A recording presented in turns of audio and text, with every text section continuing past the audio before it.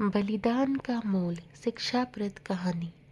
एक बार एक विमान में एक बहुत ही सुंदर महिला ने प्रवेश किया। विमान में चढ़कर जब महिला अपनी सीट पर बैठ गई, थोड़ी देर बाद उसका ध्यान अपनी बगल वाली सीट पर बैठे व्यक्ति पर गई। वह व्यक्ति उस महिला को अपंग नजर आया, जिसके दोनों हाथ कटे हुए थे। महिला को उस अपंग व्यक्ति को देखकर थोड़ा असहजता महसूस हुई और काफ़ी घिन्न हुई। महिला ने आवाज़ देकर एयर होस्टेस को बुलाया और अपनी सीट बदलने के लिए आग्रह करने लगी।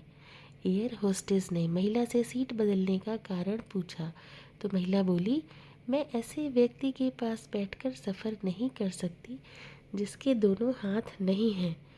मैं इस व्यक्ति के प्रति सहज नहीं हूँ। मैं इस व्यक्ति के पास बैठकर यात्रा नहीं कर सकती, इसलिए प्लीज़ आप मुझे कोई और सीट दे दीजिए। दिखने में शांत और पढ़ी लिखी महिला के इस तरह के व्यवहार पर एयर होस्टेस अचंभित हुई। एयर होस्टेस ने चारों तरफ देखा, लेकिन कोई भी सीट खाली नहीं थी।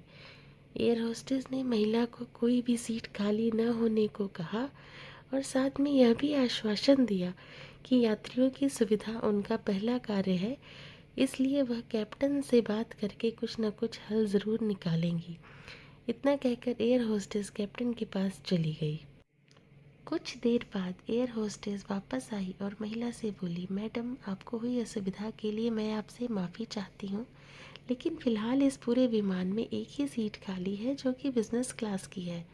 जैसा कि मैंने आपको बताया कि हमारी कंपनी का प्रथम उद्देश्य यात्रियों की सुविधा का ख्याल रखना है, इसलिए हम हमारी कंपनी के इतिहास में पहली बार किसी इकोनॉमी क्लास की यात्री को बिज़नेस क्लास में बिठाने जा रहे हैं। एयर होस्टेस की बात सुनकर महिला बहुत खुश हुई और धन्यवाद कहते हुए अपनी सीट से उठने लगी।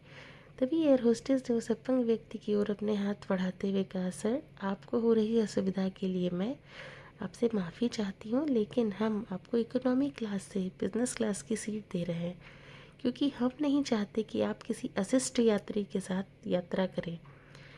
एयर होस्टेस की यह बात सुनकर सभी यात्री एयर होस्टेस के इस निर्णय के लिए तालियां बजाने लगे और वह सुंदर महिला अपने इस तरह के बर्ताव पर अब नज़रें नहीं उठा पा रही थी।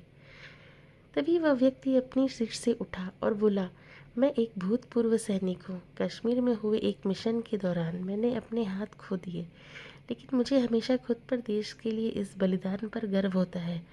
आज जब महिला यात्री की यह बातें मैंने सुनी तो मैंने सोचा कि मैंने किन लोगों के लिए अपनी जान जोखिम में डाली और अपने हाथ खो दिए, लेकिन जब आप सभी के व्यवहार और सोच को देखा तो मुझे आप खुद पर गर्व महसूस हुआ।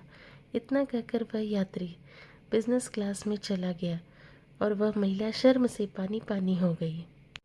दोस्तों, ये कहानी आपको कैसी लगी? प्लीज़ अपना कमेंट करके बताएं और वीडियो पसंद आई हो तो उसे लाइक करें और चैनल को सब्सक्राइब करें। Thank you.